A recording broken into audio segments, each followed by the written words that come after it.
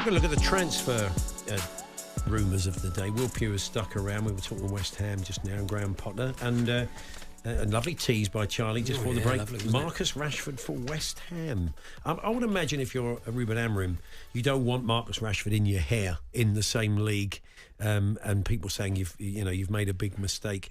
It does seem a move abroad, maybe towards the end of the window, seems the most likely thing. But what are the chances of this, Will? Yeah, I think this might have been a crookie story or talkSPORT story from the last day or so. West Ham emerged as contenders for Rashford after Graham Potter's appointment. Now, the line is that West Ham have been asked to have asked United to be kept informed on his situation. Now, we've spoke about Rashford a few times over the last few weeks when I've been in the studio.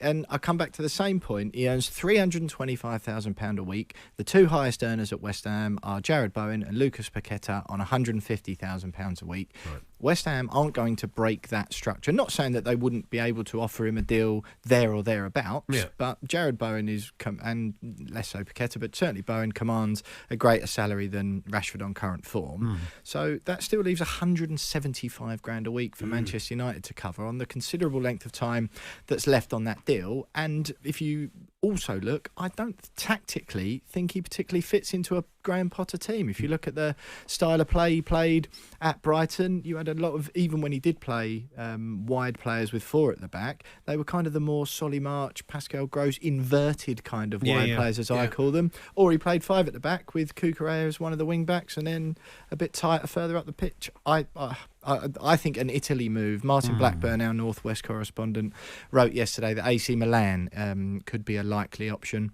and it just feels like that's more of a that'd be more of a better fit. You do wonder at this stage of the window that the percentage Manchester United will push for a higher percentage paid by the loan club for his wages, and as we get closer to the 31st, they may move some ground. What he doesn't want to do is find himself in an Osimhen situation where he has no options. He just has to go somewhere because they've left it to the last minute. You do sense he won't be at United at the end of the month, though. Yeah, well, that certainly seems to be what the club would favour, or certainly Amorim, as we've seen so far. But I do also think that the way Rashford's conducted himself in all the time he's been at Manchester United, if he was to be there, Amorim could still use him, couldn't he? And he's still got an opportunity to sort of, but he's training away from the first team at the moment, isn't he? Yeah. Which is not, all the signs are there that he kind of doesn't want him there because he's a senior player and it's a distraction. Every press conference, what's Marcus up to? He's not being involved. Why is he not in the squad? I just mean at the end, if he gets to the end of the window and they haven't done a deal with anyone, it's not like it would be. I don't think that would continue to the end of the season. Put it that way. No, okay. They don't in the shop window just to anyway. finish West Ham FM. West Ham interested in English midfielder Kieran Dewsbury Hall. Who do you support, Will? No, well, it's not been a good move for him, has it, to Chelsea from Leicester? So this could be good. Yeah, absolutely not. 30 million Chelsea paid for him 6 months ago. Now, just to ensure I was as clued up as possible before I came up here, I had a word with our West Ham correspondent Jack Rosser, who tells me not a lot in the Dewsbury Hall deal. He can't see that one going through, but there is interest in Carney Chukwuemeka from Chelsea. That could rumble on. And he's a big fan of his. He said he thinks he's a really good player. He'd be good. So that's for West Ham. Yeah, that's it. Yeah. Good business. There's interest there. It'll rumble on. That's not going to be one that happens soon. But Evan Ferguson, Brighton are keen to wait until the end of the window. They're happy to let him go, but they're going to wait until the end of the window to see if, on Welbeck's fitness, basically, if they feel they can afford to let him go, they will do. And West Ham are certainly keen on Ferguson. It seems Villa are prepared to do business for John Duran, potentially, if the money's right, which surprises me because he's been a pretty key player so far, hasn't he? It's the player maybe wanting to be a regular starter, but he's been coming on a lot. He's had a lot of involvement. They're in the Champions League. It's a good story to stay at Villa. Yeah, it definitely is. I mean, Villa, again, just to carry on the West Ham theme, as I know Charlie's keen to do. Thank goodness for that. They rejected a... Can we get I'm Forever Blowing Bubbles, please? The Villa rejected a £40 million bid from West Ham in the summer. West Ham didn't want to go any higher than that. But £60 million now, PSG and Barcelona both said to be having a look at John Duran. And he has done well, like you said, 7 goals in 18 this season. Not always first choices. I think there's a real player in there, and I think clubs around the continent are noticing that. And Emery would want to sell abroad again. He wouldn't particularly want to see him still at a Premier League club, wouldn't he, if they're going to do business? I think that was part of the problem with West Ham in the summer. Yeah, absolutely. Brian and Bramo, Arsenal are keen, but who isn't? And it's not something that's going to happen in January, is it? You do sense that if they're going to get in Bramo, it'll be in the summer. And again, like all players who are hot, they're going to assess their options when the time comes, aren't they? Yeah, absolutely. That with I think we had a chat about Mbeumo before. Arsenal have been looking at him for a long time. They like him a lot. He's got a year and a half left on his deal. Brentford have the option to extend, which is one of them they'll probably do just to secure any fee that they may get for him. But he is a class above at Brentford at the moment. 13 goals, 3 assists in 20 games so far this season. Big, and like quick. you say, He's like a proper bloke, and he's you know what I mean? Him He's and like Visser strong. are terrific together, really. I think that's how his agent pitches him around. He's a proper bloke. Proper bloke. He's He's 25. I'm surprised he's 25. Well, he's good older at than football. 25. He's a well good at football. And but that'll be a summer one. Brentford 11th, still not a million miles off of Europe, so be mad to sell him, I think, this month. We had a chat with Andy Brasselet, European football expert, about Omar Mamouche the other day at Eintracht. I think the player has subsequently said he's going to see out the rest of the season at Eintracht, but if City come calling and they meet the buyout or they meet the asking price, then maybe we'll move sooner. But they could do with some help up there. Yeah, this is another story Martin Blackburn wrote for us yesterday, I think it was. But the director of football Eintracht, Marcus Kroesch, has said it would take something absolutely extraordinary for us to move away from our position, which is to keep our squad together this month. So, again, he's valued around 50 million quid. He's 25. He's banging goals in 18 in 24 this season.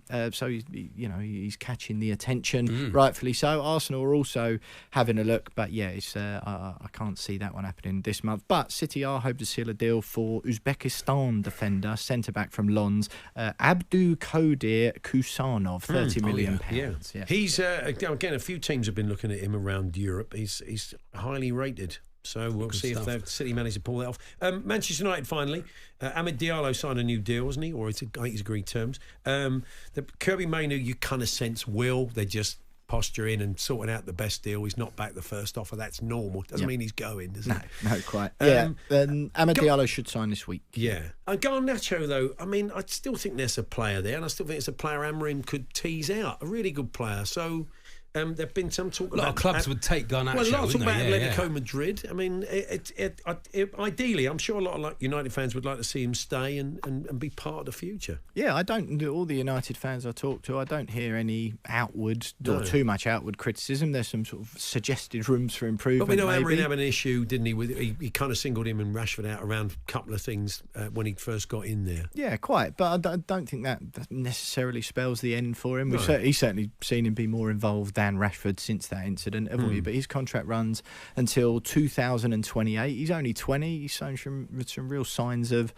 brilliance so far, and I quite agree with you, really. I think there's definitely a player in there. It's one of those things, isn't it? It's sort of an easy suggestion to make with the PSR regs these days. Mainu and Garnacho both would represent pure profit if they were to be sold, but the understanding is that Ruben Amorim's looking to clear out players who don't fit with his approach and style, and I don't really think that any of those three players fit into that category.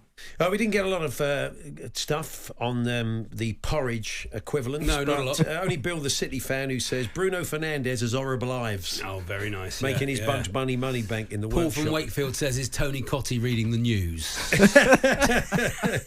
Is that me or Fletch? Yeah.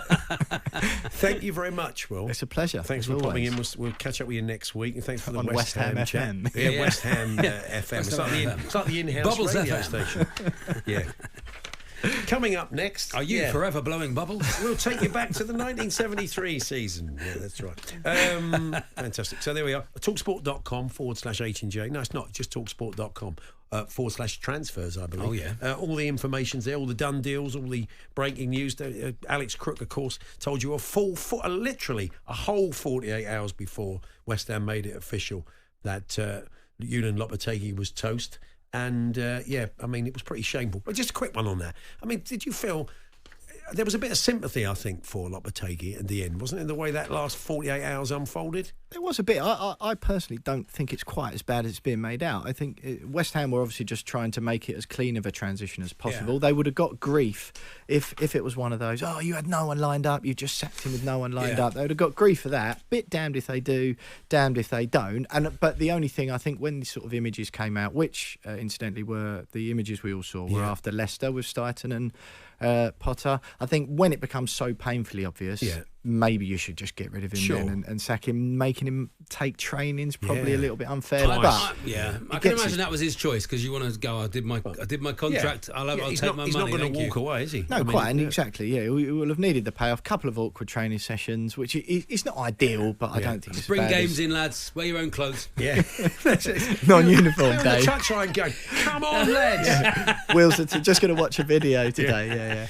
Thanks, Will. Pleasure. Paul Hawksbee and Andy Jacobs, Monday to Friday afternoons 1 till 4 on AM, on DAB, via the talkSPORT app and on your smart speaker. talkSPORT.